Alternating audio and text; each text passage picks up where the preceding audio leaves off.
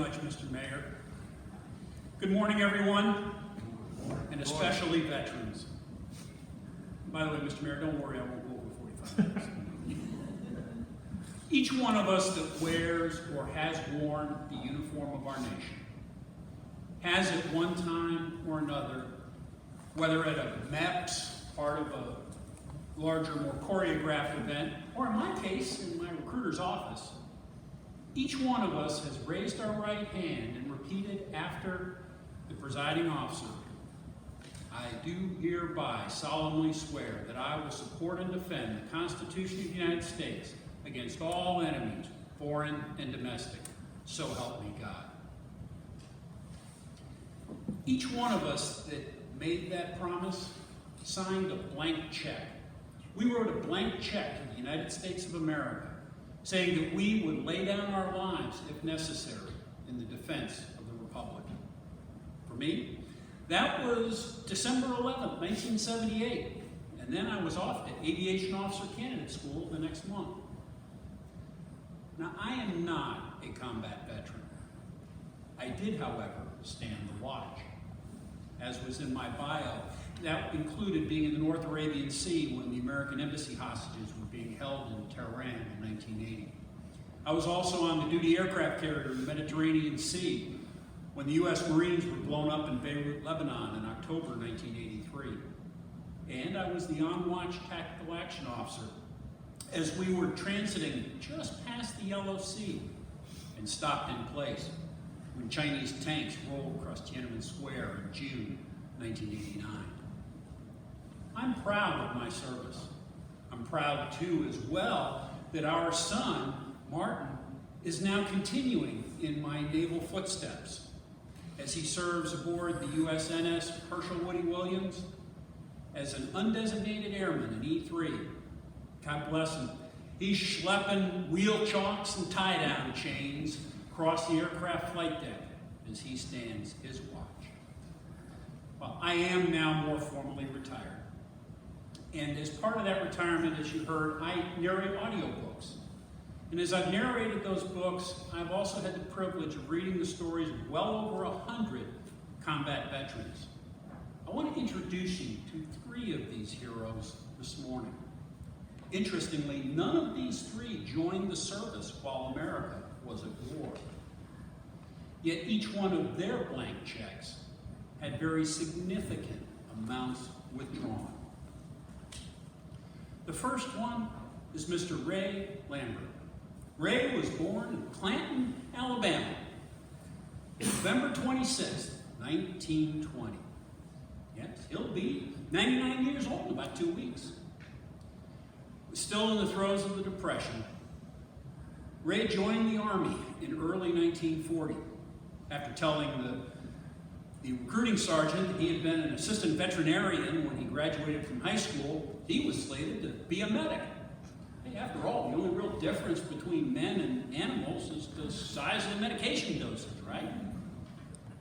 Ray's first combat experience came in the campaign across North Africa after landing on Arzu Beach in Algeria. Ray was also awarded 2 Silver Stars for his actions in Tunisia. The first one was for rescuing 2 injured soldiers from a tank just before it exploded. The second one was from evacuating casualties from a forward aid station under heavy enemy artillery, mortar, and machine gun fire. After North Africa, Ray was one of the thousands of soldiers who stormed the beaches of Sicily. After being withdrawn from Sicily, Ray found himself on Wave 1, 0700, 6 June, into Omaha Beach, Normandy. By the way, Ray's older brother, Bill, was also on Wave 1, 0700, was also a medic. And Bill as well survived the war and unfortunately passing away in 2011. Bill was evacuated, medevaced, unconscious from the waterline at Normandy about 2.5 hours after he got there. For that 2.5 hours, he was awarded his 3rd Silver Star. He set up an aid station in the lee of a large boulder near the waterline, and for multiple rescues, before he lost consciousness from shock and a broken back. After being wounded in the thigh, he went out and was rescuing a soldier from drowning when the door of a Higgins boat from the next wave crashed across his back. After recovering from his wounds and his injuries, Ray went to MIT. He studied electrical engineering. He started and grew a very successful electrical contracting business up in Massachusetts. I had the privilege to have lunch with Ray and a good friend of his, Mr. Mac Anderson, who was also on Wave 10700, whose story I also had the privilege to read. Mac was a combat engineer, and after storming the beaches of Normandy, he continued his march across Europe, winding up in Czechoslovakia by war's end. I had lunch with these two heroes a couple of years ago at Pinehurst Country Club, not far from here.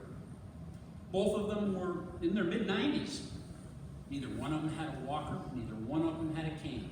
Both of them went up a flight of stairs to the restaurant.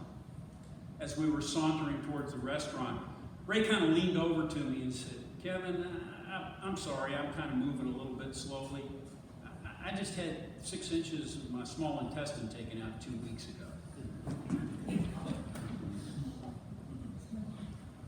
They were both extremely self-effacing, affable, gregarious, delightful gentlemen. During that lunch, Ray told me that General had told him recently that he was probably the only surviving veteran of all 3 major amphibious landings by the Allies in the European theater in World War II. Recently, I saw a news clip of Ray with President Trump at Normandy for the 75th commemoration of D-Day. Pretty cool. As I was sitting there enjoying my lunch, and I know my 2 table mates probably wouldn't have agreed, but I couldn't help but reflect that I was sitting in the presence of greatness. Another veteran who I've had the privilege to meet, a hero, a few years younger, was Mr. Bill Funches. Bill is a farm boy from Orangeburg, South Carolina. He lives down near Clemson. Bill graduated from Clemson in 1948 with a degree in agronomy and a commission in the Army through ROTC. Bill found himself as an infantry platoon commander in the front lines in Korea in late October and early November 1950. On November 3rd, he reported on the radio to higher authority, "I'm looking at 5,000 Chinese troops." The response on the radio, "There are no Chinese in Korea." Within a few hours, Bill was wounded in the foot by a .50 caliber machine gun round and taken prisoner. The American prisoners were then marched 150 miles northeast in increasingly worse winter weather to prison camps. Any prisoner that fell behind was executed. Bill was largely carried by his soldiers.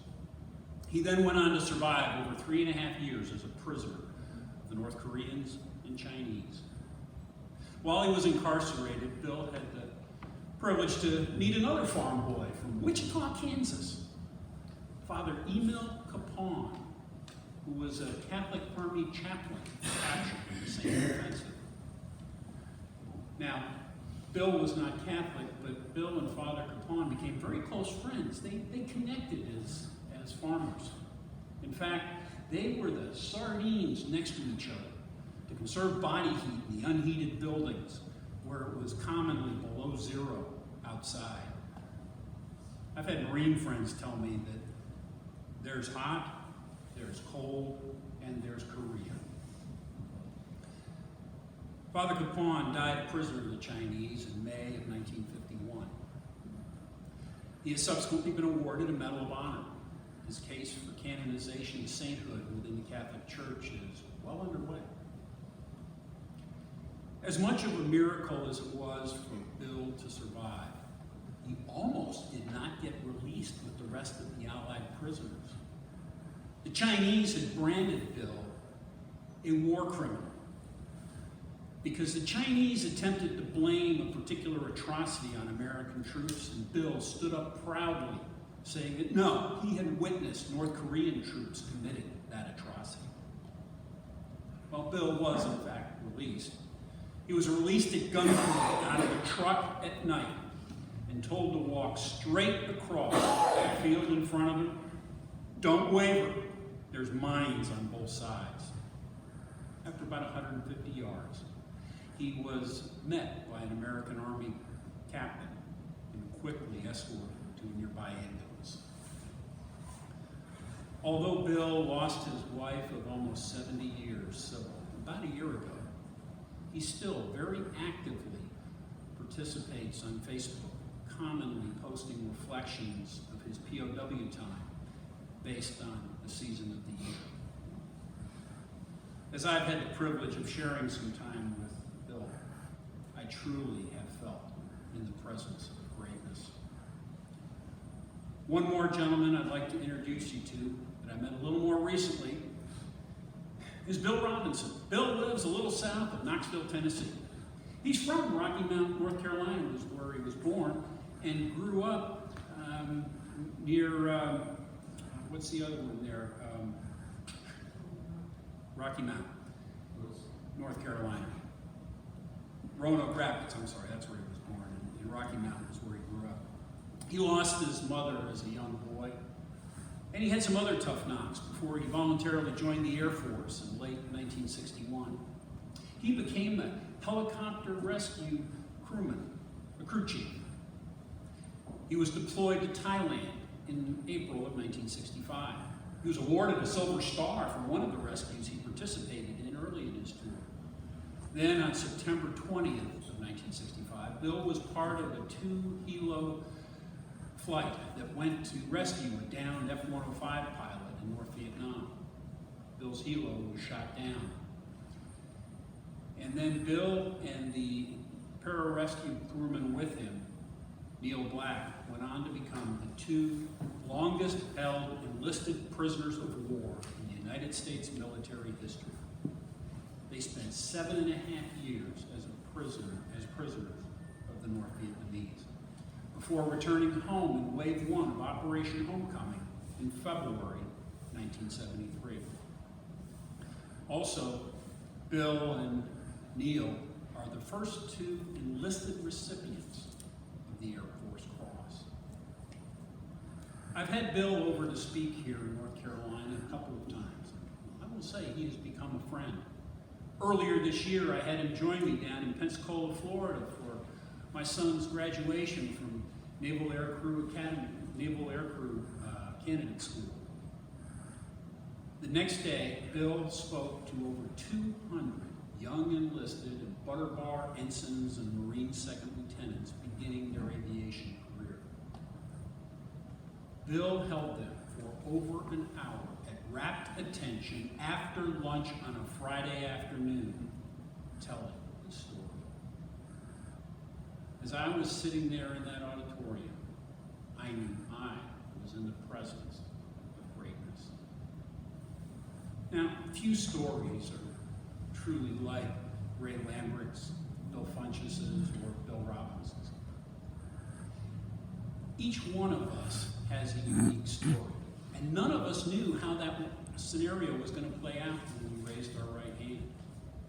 But as we celebrate Veterans Day, let us realize that each one of us has had a different amount withdrawn from that blank check. But I would like to suggest that each and every one of us that has fulfilled the commitment to the promise that we made have indeed contributed to the greatness of our nation. God bless you.